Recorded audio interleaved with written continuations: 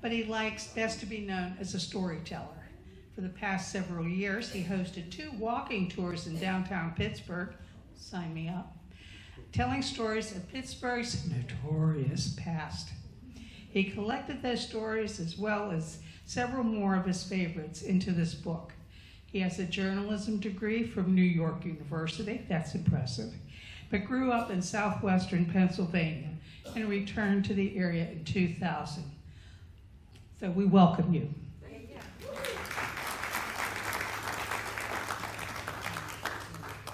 Thank you. It really is an honor for me to be here. I actually come from a family of Masons out of the Uniontown Lodge in Fayette County, and I actually was a DMLA as a teenager, so it really is fun to be here.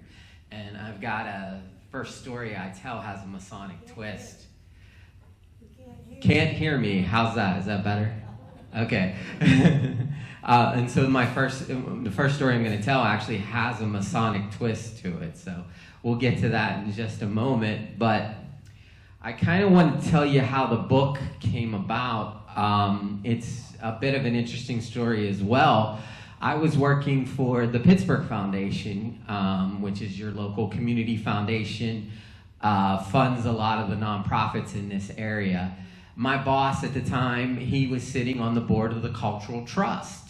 And he said to me, it's the 25th anniversary of the Cultural Trust. What I want to know is what those buildings looked like before the Cultural Trust took them over, turned them back to cultural pursuits. And so I turned to Google News at the time. Google News was a great free resource for anybody doing research that they shut down because it didn't make any money. I actually had to finish the book with newspapers.com, which is also a good resource, but not free. And I started reading some of these stories that were attached to those buildings on Liberty Avenue and Penn Avenue. And they started to read like something Martin Scorsese would put into a movie. It was a lot of Goodfellas about this particular organized crime figure and that particular organized crime figure. And so I just took some notes down in a notebook. I didn't know what I would end up doing with that, but it was interesting. I did find the photos he was looking for from Pittsburgh History and Landmarks. They were very good about giving us the photos because they had just taken photos in 1982. They did a whole survey of Liberty Avenue and Penn Avenue right before the Cultural Trust started their work in that area. So all of those buildings looked as they did when it was the red light district down there. So that's where this book comes about, in the red light district. I actually was hosting a show on PCTV 21. It's our local cable access station. It was called Into Pittsburgh, and I was just interviewing people that were doing good in Pittsburgh. People that worked for nonprofits, people that were volunteering. It didn't matter as long as you had a good story, right? The boss of PCTV 21, he came to me and he said, "Hey Chris, for your show, I just met a woman. Her name's Bonnie Baxter. She's just started an organization called Doors Open Pittsburgh, and I thought you might want to have her on the show." And I said, sure. And so I'm talking with Bonnie, and Doors Open Pittsburgh is a very interesting organization. What they do is they actually have a big signature event each year where they open up as many as 100 buildings in downtown and other neighborhoods, and you can actually go inside and tour those buildings with a docent that will take you around and explain the building. And so it's a great way to learn about Pittsburgh's wonderful architecture, what companies are doing what in Pittsburgh, and get into buildings that you might not get into if you didn't have an employee pass, like the top of the PPG building, which is a great view here in Pittsburgh. And so I talked to her and I said, a couple of these buildings that you have on your tour, well, they have a notorious past. And I'd be happy to stand outside of those buildings and tell a couple of these stories for you during your event. And she said to me, Chris, I want you to do something better. She said, I want you to put together a walking tour of the former red light district. And I said, well, I never thought of that, but that sounds like fun. And so I did. I put together those stories into a walking tour. We did it under Doors Open Pittsburgh for several years. And a couple years later, she came back to me and she said, Chris, what else you got? And I said, well, I kind of want to go around the other side of downtown. And so I wonder if there's anything notorious over there. Well, there's tons of notorious stories from that side of downtown as well. It's very key to prohibition in the city, as well as many other things happened over there, including our most famous jailbreak. And the story I'm going to start with, which is our first bank robbery, was over in that area. And so I did a walking tour under Doors Open Pittsburgh again. On that side. And people on the tours, they would share additional stories with me, and that's why I love coming out to speak about these and tell these stories, because I run into people and they tell me the next notorious story that I don't know about, right? Or they tell me about a little bit more about the stories I even have from their firsthand knowledge.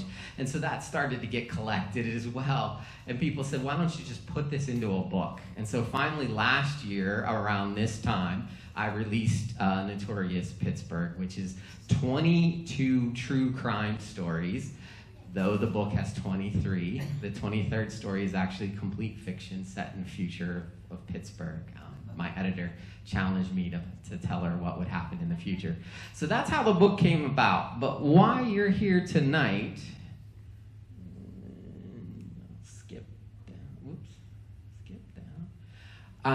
is because you want to hear some of those stories, some of that seedier past of Pittsburgh. And this is my favorite story in the book, and it's why I always start with this one. This is the story about Pittsburgh's first bank robbery. And to tell you this story, I have to go back, way back into Pittsburgh's history, back to 1817. 3 years even before that, in 1814, the bank we're going to talk about, Farmers and Mechanics Bank, started in Pittsburgh.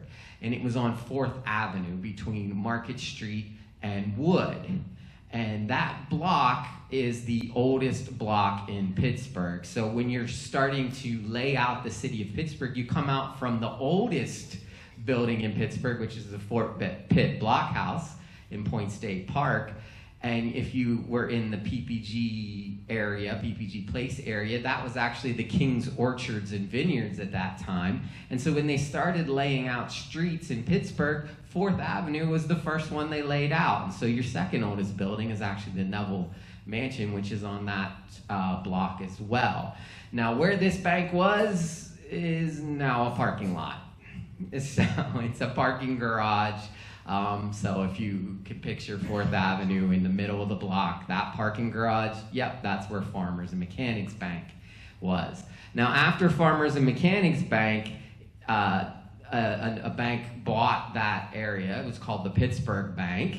The Pittsburgh Bank is actually the ancestor of Mellon Company. So the Pittsburgh Bank buys that property. They tear down Farmers and Mechanics Bank. They build a whole brand new building, and it stands till about 1943.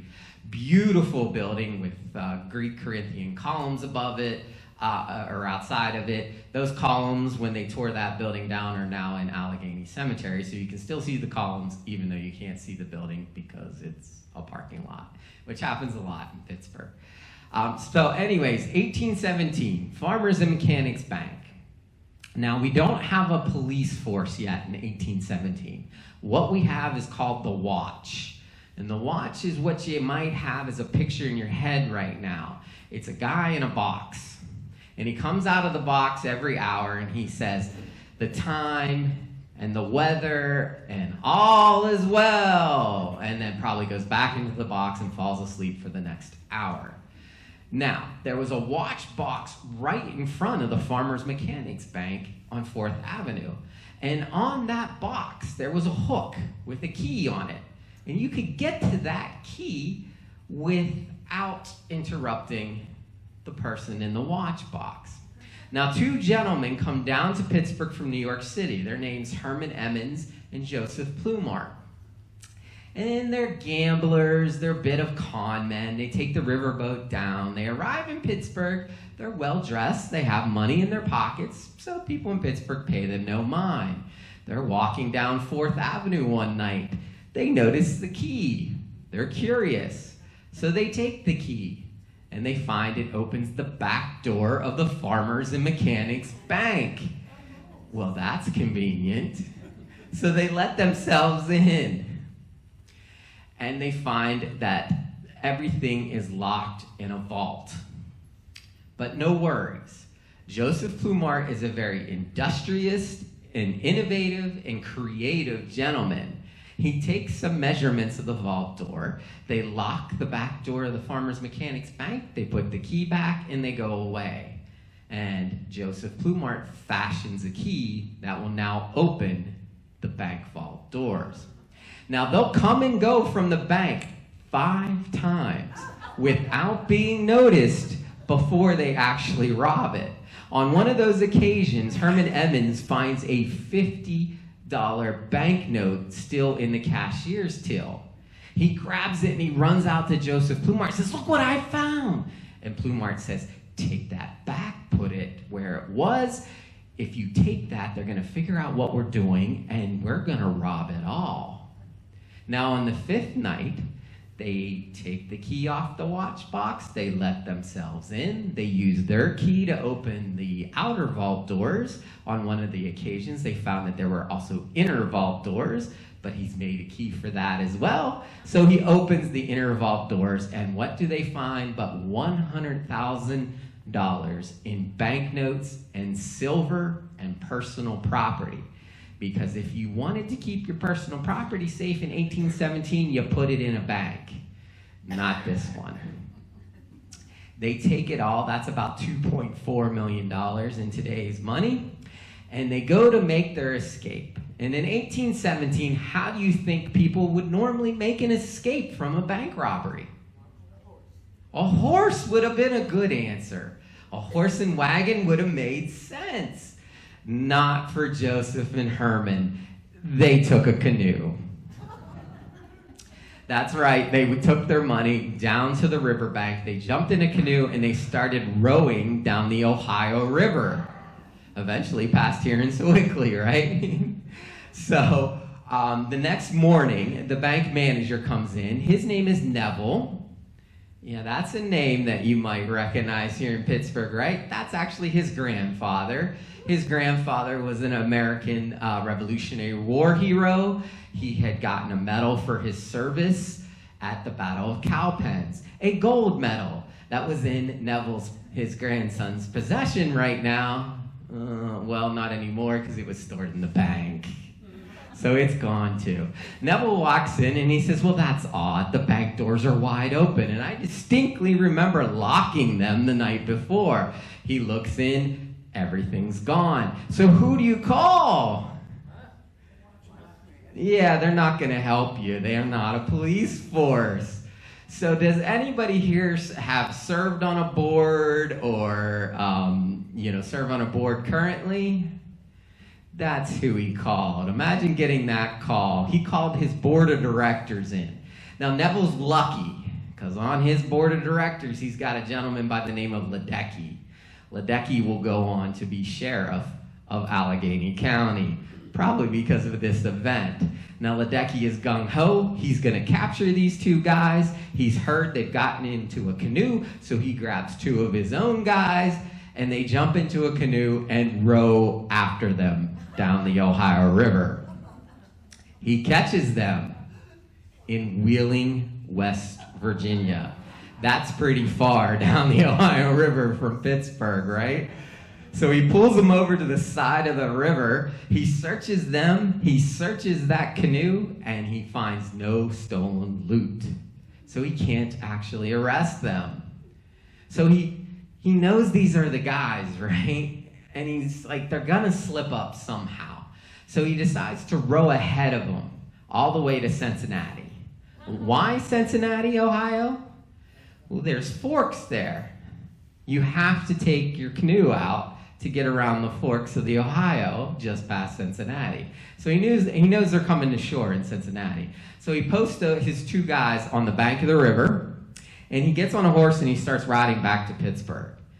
Now, Plumart and Emmons don't quite make it to Cincinnati. They're actually arrested in a town about 30 miles north. And when they're arrested, they're actually found with some of the stolen loot by Ohio officials. So why didn't Ledecky find it? Well, there must have been some way to hide in the canoe, is the only thing I can come up with. They must have hid that, and when they came ashore, they probably had it on their person then. So they're arrested. They're thrown in jail in Cincinnati. That's convenient, because that's where Ledecky's men are. So Ledecky turns his horse around and he rides back to Cincinnati. And he says to the Ohio officials, "Give me these two guys. I'm taking them back to Pittsburgh to stand trial." Now, Ohio in 1817, it's pretty new. There's also not a whole lot of the processes and policies that you expect today. One of them is state-to-state extradition. So Ohio decides they were arrested in Ohio, so we'll try them in Ohio. And Ledecky argues back and forth. It says the crime was committed in Pennsylvania. They have to come back to Pennsylvania. So the Ohio officials finally say, ride to Columbus. Talk to the governor. If he says you can have them, we'll give them to you, no problem.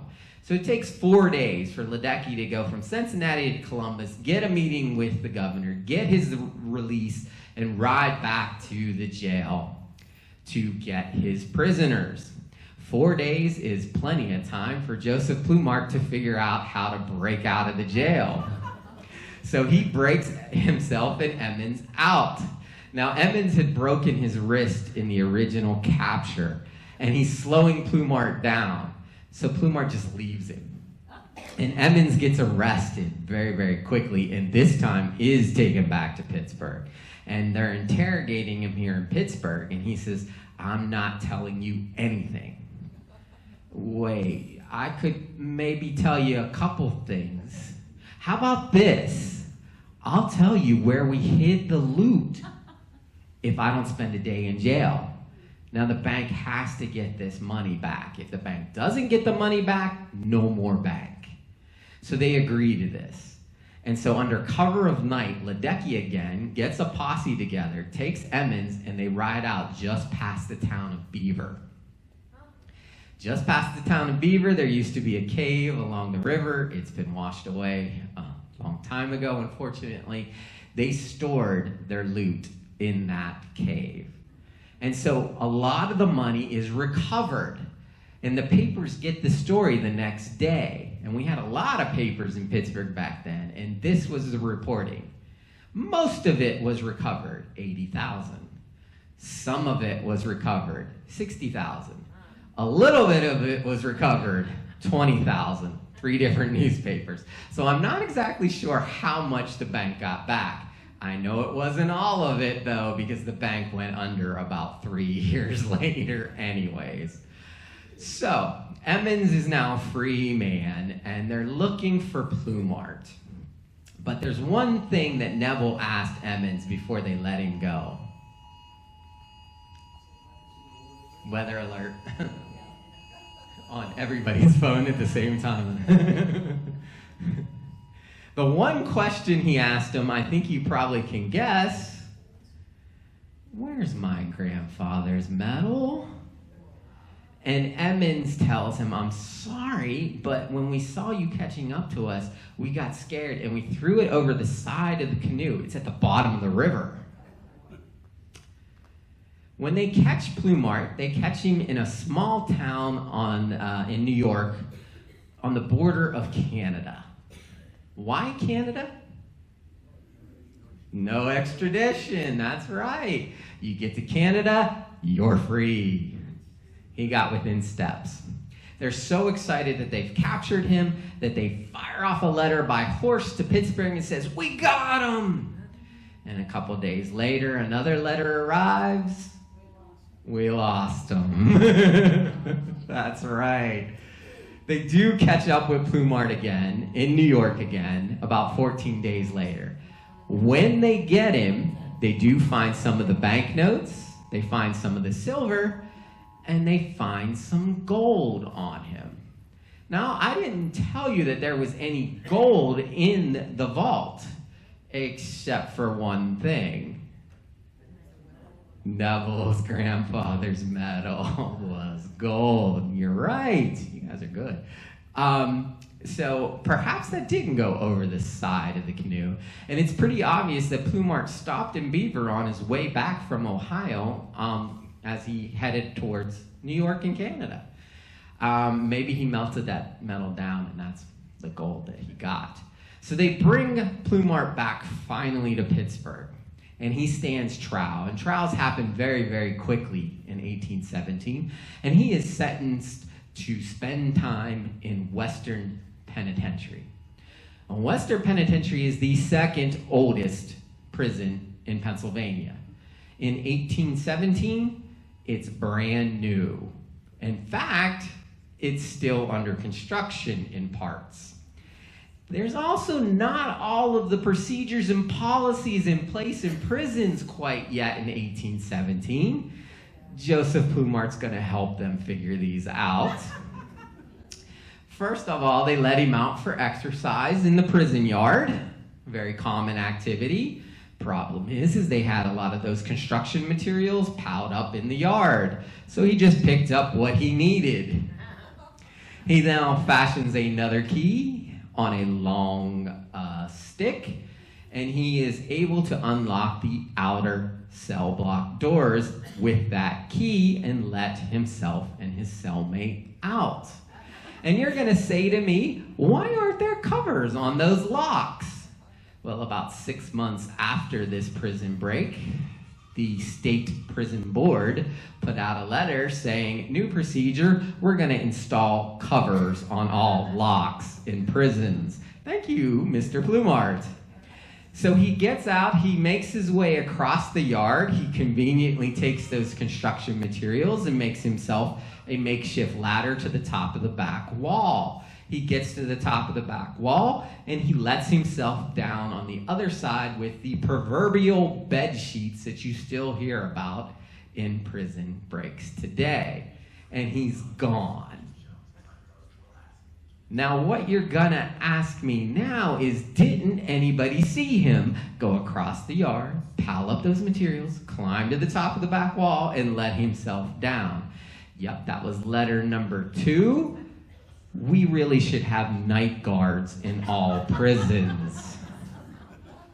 No night guards in 1817. That was convenient. So Plumart is gone. He's in the wind, and he's gone now for 17 years before they catch him again. And when they catch him in central Pennsylvania. He's managed to get a new crew together. He's robbed another $80,000. His crew basically goes to jail for those robberies. He's sent back to Pittsburgh, and the judge is just about ready to send him to a now new and improved and no longer under construction Western Penitentiary to see if it can hold him, when they receive a letter from the governor of Pennsylvania saying, I am pardoning Joseph Plumart. Yeah, that reaction, that's the same thing that Pittsburghers at that time reaction. They went, what? You're letting him go? After all this? Remember that Masonic twist? Here it comes. So in those 17 years on the run, while he was also robbing, he managed to join an organization. One that values his talents as a innovator, industrious kind of guy, not necessarily his criminal activities. Yes, he became a Mason. And Masons from around the state of Pennsylvania wrote to the governor saying, I know Joseph was a little bit reckless in his past, but he's an upstanding citizen now, after all. He's a Mason. In fact, Masons from around the country wrote the governor of Pennsylvania, who himself was a Mason. You got it. So Plumart gets to go scot-free. Now he knows that his time is pretty much up. His luck is probably run out. So he actually retires to Connecticut. He marries and raises 4 kids. And that's our first bank robbery here. Thank you. So I told you it's my favorite story, and you can see why, because he's just an interesting character.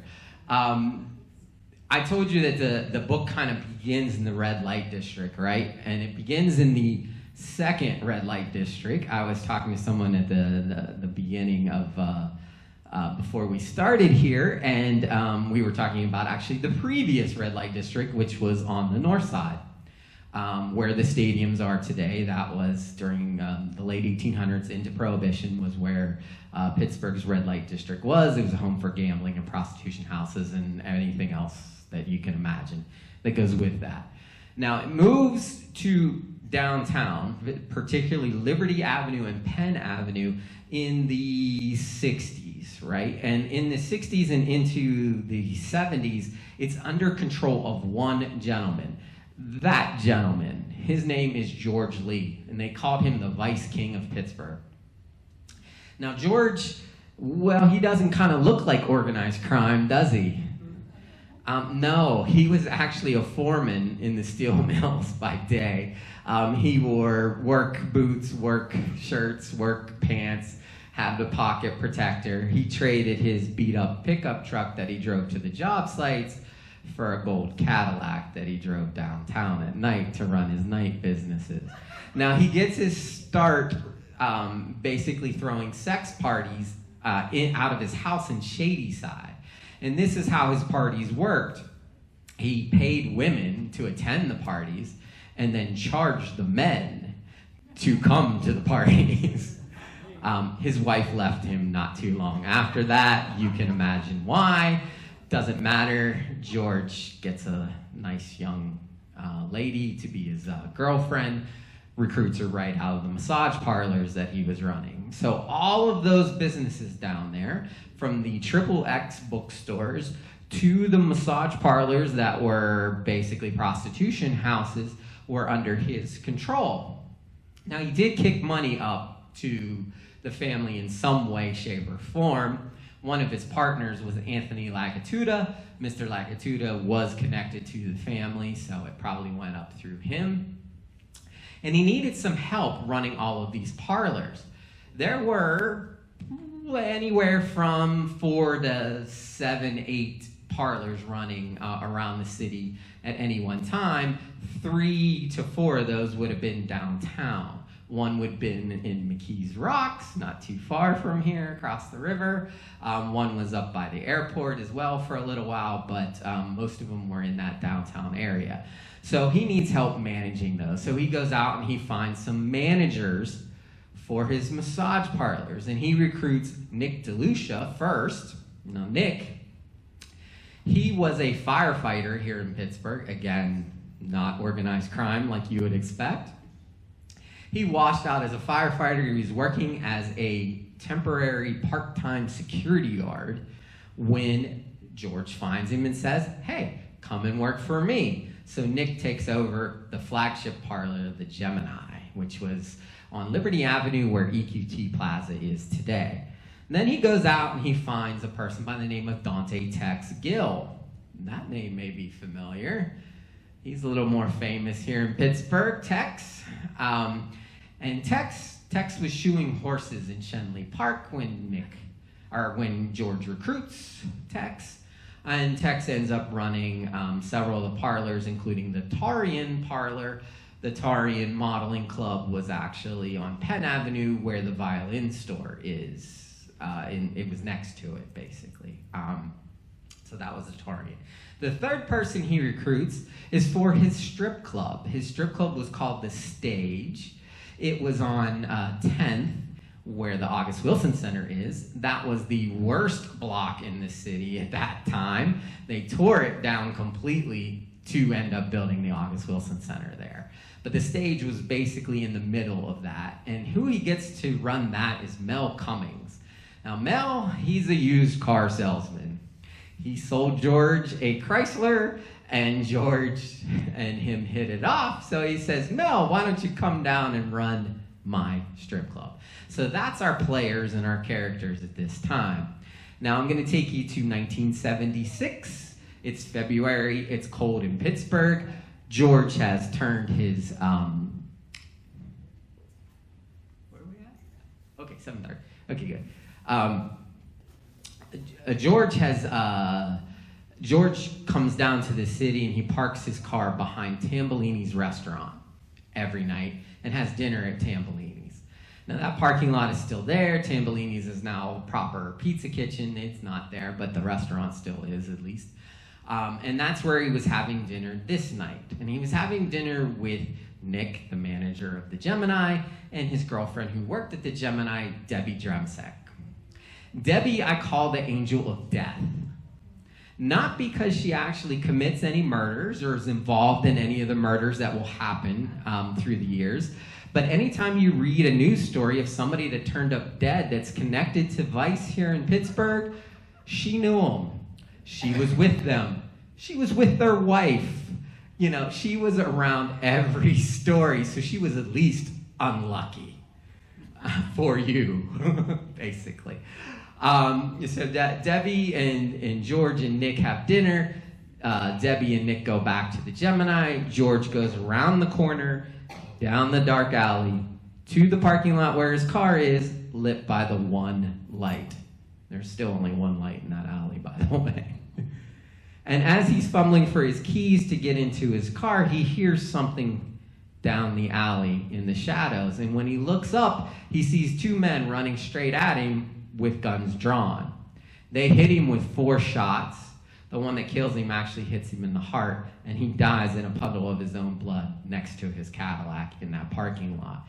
Before the police can even arrive, and this murder is still technically unsolved here in Pittsburgh, the shooters have turned the corner, run across the bridge. They're on the north side. There's a pickup car. They're long gone. Now, George's estate is a mess. It's so much a mess that George sits in cold storage for 2 months before they can even bury him. When the lawyers finally sort this out, they decide the best way to do it is to give 3 massage parlors to Nick, 3 massage parlors to Tex, and the stage to Mel. Now, Nick's pretty unhappy about this. And Nick may or may not have been involved in George's murder. Nick does have connections to the family. His wife is the niece of Pecora, who was an underboss during that time. So he could have been assigned this. There is reason why the family may have wanted to get rid of George. About 2 weeks before this happens, George's North Side warehouse is actually busted by the feds. And the feds, they turn up 2 guys connected to the Cleveland family by way of Youngstown. Now, here's what happened. There were rumors that George was maybe talking to the feds, because if you're in your 60s, you pretty much don't want to go to jail. It's not very fun. The second thing is that Pittsburgh and Cleveland, well, they weren't getting along at the time. They rarely got along anyways. They were actually fighting over territory. Any guess where that fight for territory was? Youngstown. And these 2 guys are connected to Youngstown. So that's strike number 2. And then you add in Nick's ambition. Nick's ambition was, I'm going to take over all of George's rackets. And so the first person he goes to see is Mel at the stage. And he says, Mel, sell me the stage. I'll buy you out. I'm taking over all of the rackets. And Mel goes, no, Nick. You got the best of the best. Leave me the stage. I've done such wonderful things here. I'm an innovator. Mel's innovation was he put male strippers on the stage with female strippers. I actually had on one of my walking tours a woman who went to school with Shimmy Jimmy. So, there you go. So, Mel says no, but Mel gets very, very paranoid. And he starts to take different routes home to his apartment. And on one night, he's pulling into the back parking lot behind his apartment building when from the bushes, from a very high-powered rifle, shots ring out. Now, Mel drove a Lincoln. This is the best car commercial I can give you for a Lincoln. Those shots blew out the back window, blew out the front window, hit the steering column, hit the headrest, and only one bullet grazed Mel. He lived throughout it, and it was likely because of his car. Took most of the damage from those firing. They never found out who fired those shots, but Mel, he gets out of the business. Nick's now got the stage. So Nick's got to go and basically see Tex to get the rest of the rackets. Tex is that illustration on the end, your left, my right. Tex was born a woman, identified as a man, dressed in men's suits, wore a big 10-gallon hat, and that's where the nickname Tex comes from. Like I said, Tex was shoeing horses in Shenley, a little bit tougher than Mel. Tex says no. Nick decides he's going to put pressure on Tex, and they fight back and forth. And in the meantime, a lot of people connected to the vice rackets, to those massage parlors, start to end up dead, murdered. And the Pittsburgh police are blaming it on Nick and Tex. What they miss until till 1979, 1980 is that we had a serial killer running around preying on people that worked in those vice businesses and getting away with it for many years. Nick tries to basically force Tex out by firebombing one of the clubs, the Tarium that I talked about. Luckily, no one was working at the time. Everybody had gone home. However, the problem is that they had rented the top floor of that building to workers who were actually in the building at the time of the fire, and they died in it. They don't get Nick for any of these shenanigans. They don't get Tex for any of Tex's shenanigans. What they do get him for is the same thing they got Al Capone with. Taxes, yeah. Hey kids, if you want to get into crime, don't take credit cards. The IRS basically took the slips from the credit card machines in these businesses, matched it up with what was reported, found out that there was a big discrepancy there, and threw them both in jail. Now, Nick was pretty easy. 10 years, go to prison. Tex was a little bit more interesting decision for the court system at the time. They weren't exactly sure where to send Tex to prison. Do we send Tex to a woman's prison? Or do we send Tex to a men's prison? None of this was kind of sorted out in the early 80s yet. So they do indeed send Tex to a women's prison. But they don't hold Tex there very long. They actually let Tex out in about 2.5 years, whereas Nick serves 10. When Tex gets out, it's 1985. It's a very different time here in Pittsburgh and around the world. It's a time of androgynous fashions and Michael Jackson and Madonna. And Tex becomes a minor celebrity here in Pittsburgh. In fact, they're celebrating Tex. And the Pittsburgh Post-Gazette decides that they want to get in on this. And so they're going to give Tex an award at the end of the year. But what award? How about most dubious? That's a good award for Tex. But what are we, most dubious man? Most dubious woman? Again, there is a dilemma on how to handle Tex. So the Post-Gazette does the most diplomatic thing that you possibly can. They name Tex most dubious man and most dubious woman in the same year, 1985. Now, Tex lives out a pretty quiet life after that. Tex actually marries a woman in Hawaii, brings her back to Pittsburgh, and lives out this kind of celebrity status here in Pittsburgh. Nick lived about 10, 15 years after he gets out of jail. The vice rackets are pretty much shut down. Trust has started to buy up those buildings, and they pretty much moved those businesses out to the suburbs instead of downtown Pittsburgh. And so that's the end of your red light district.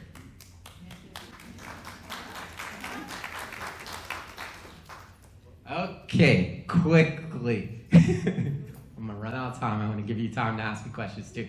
But I do like this story, and you probably know some of it. These two handsome blokes here are the Biddle brothers. Have you heard of Mrs. Soffel and the Biddle brothers? Yeah, 1901 in Pittsburgh, we had one of the most amazing jailbreaks happen here. Those two gentlemen, they come down from Detroit by way of Cleveland. They pick up a third conspirator.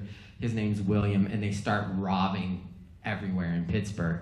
Now, we do have a police force in 1901. The criticism was that they're drilling more than they're actually policing. I don't know if that was true or not. I think that was just the papers picking on them. But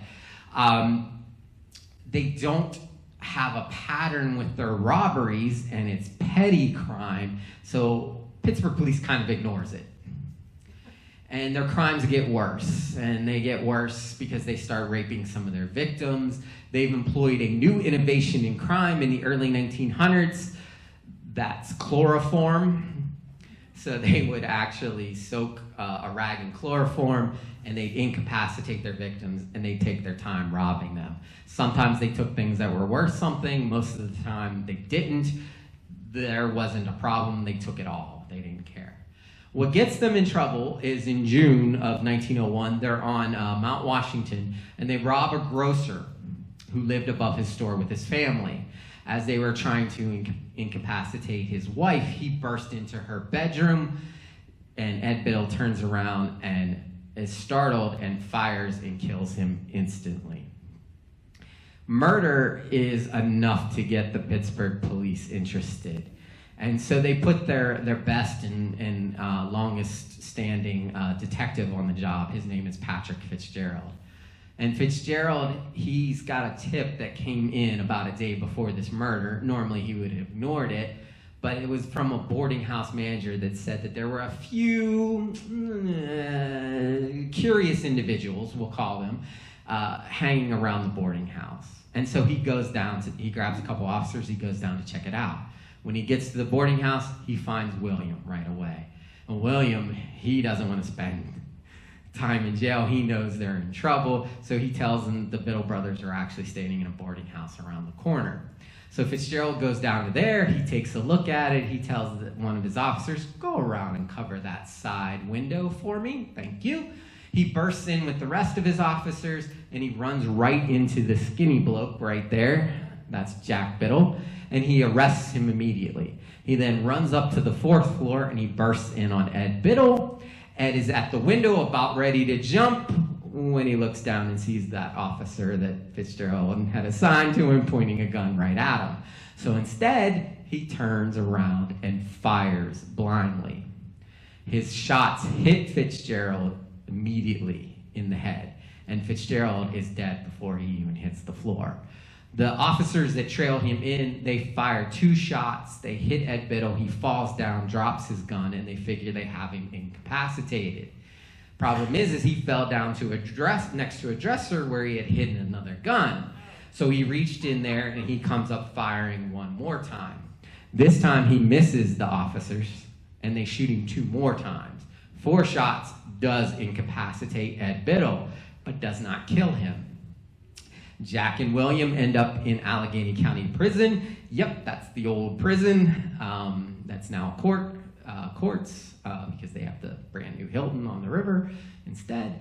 But anyways, that's where they're taken. Ed Biddle joins them about a month later after he recovers from his wounds.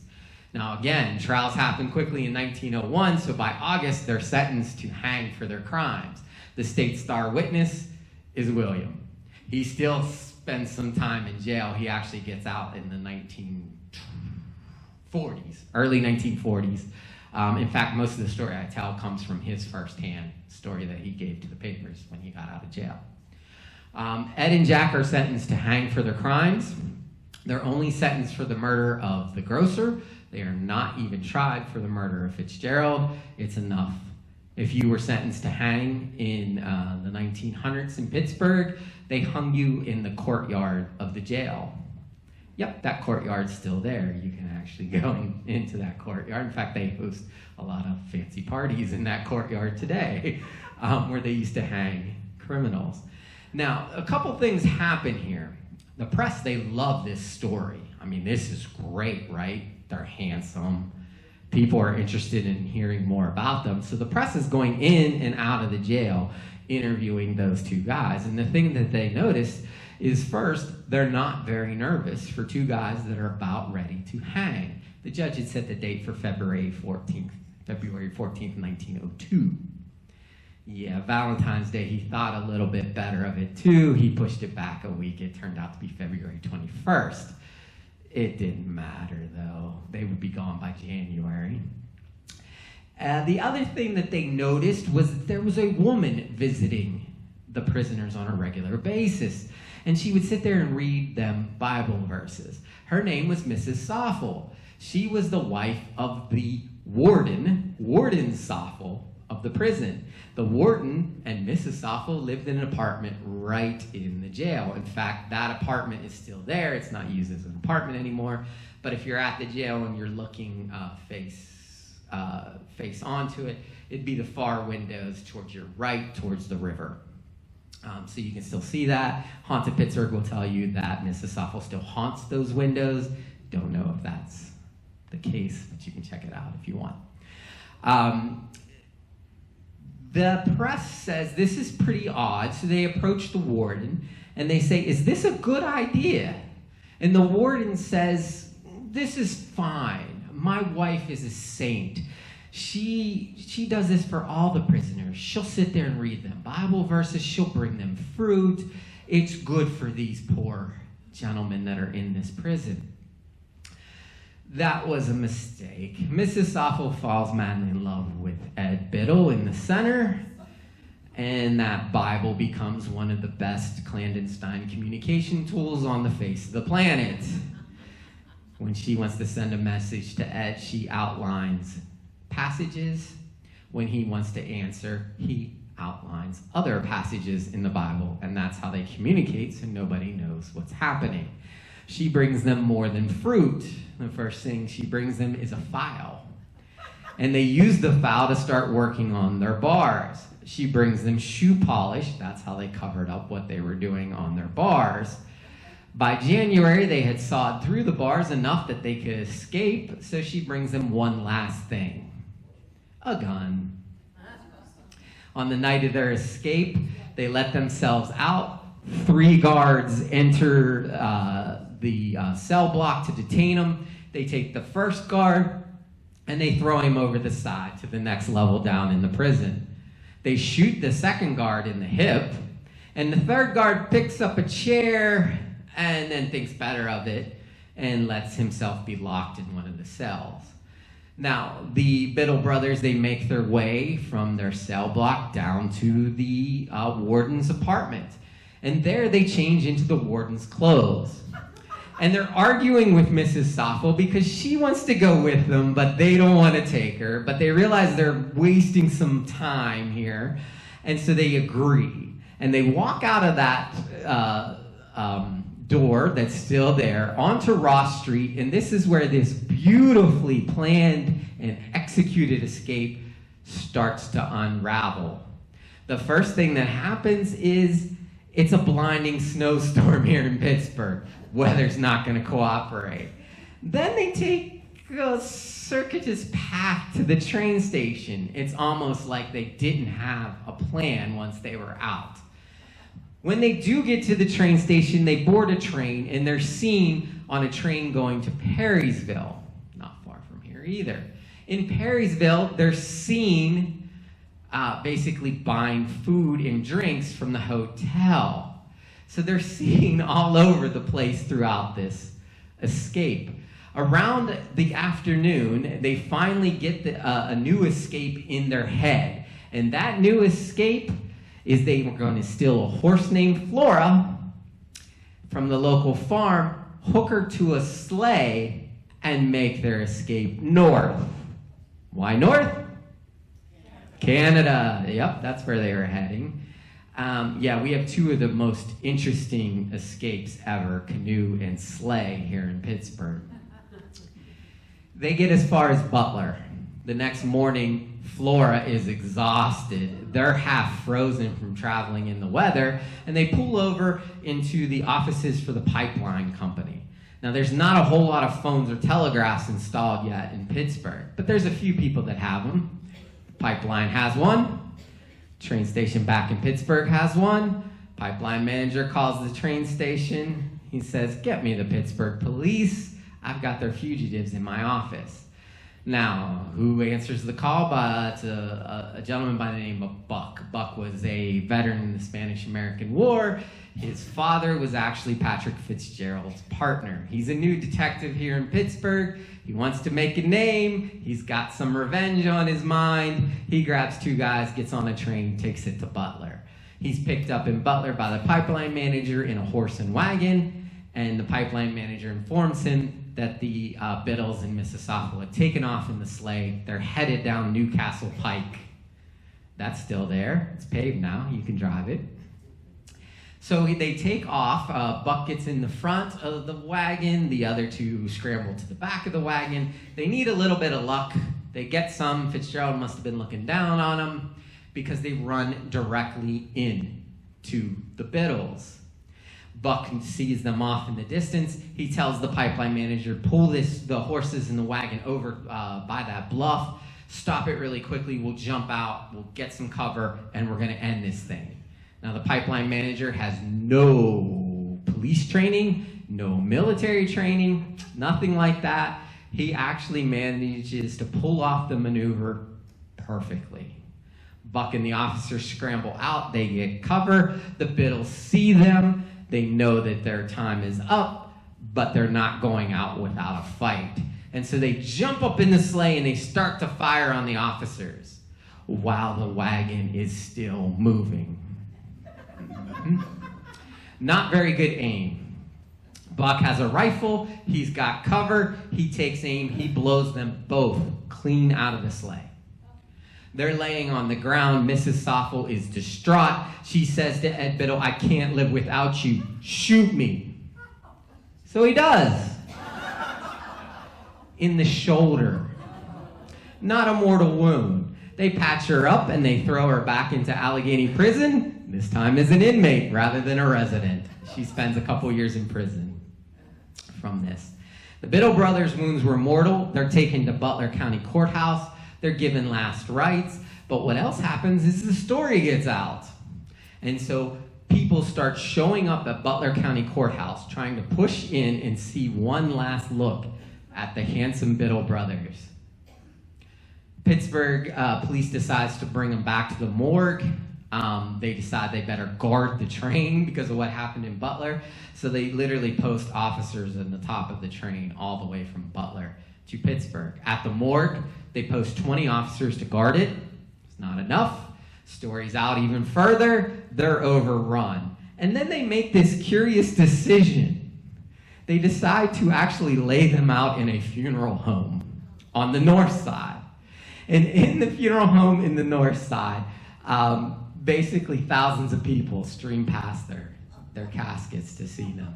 One young lady pines this heartfelt note to the deceased Jack Biddle, professing her love, and then promptly committed suicide. This is how big this story ended up. Now, there's one person that I've not told you about that you're probably curious about in this story. The warden. Where was Warden Soffel that night? There was a party in Pittsburgh. The warden was a bit of a drinker the night before he attended that party. He was passed out in the bed while the Biddles took his wife and changed into his clothes. The next morning, they tell him what happened. He goes, no, my wife was off visiting friends. They check on that story, and it's obviously incorrect. So then he says, oh my God, they kidnapped her. So the guards actually explain the birds and the bees to Warden Soffel. He ends up divorcing Mrs. Soffel, but he's also fired immediately from his job. The reason? This was the second jail escape under his watch in Pittsburgh. So I'll end there because I know we're close to time and I'll never get another story in, unfortunately. But thank you so much. If you have questions, I'm happy to answer anything that you want. I do have books for sale. If you'd like, they're $15, and I'm happy to autograph them for you as well. And thank you so Thank much. you. That was so much fun. And we hope to have you back to tell us more stories. Oh, I'd love Right, to. folks, more stories.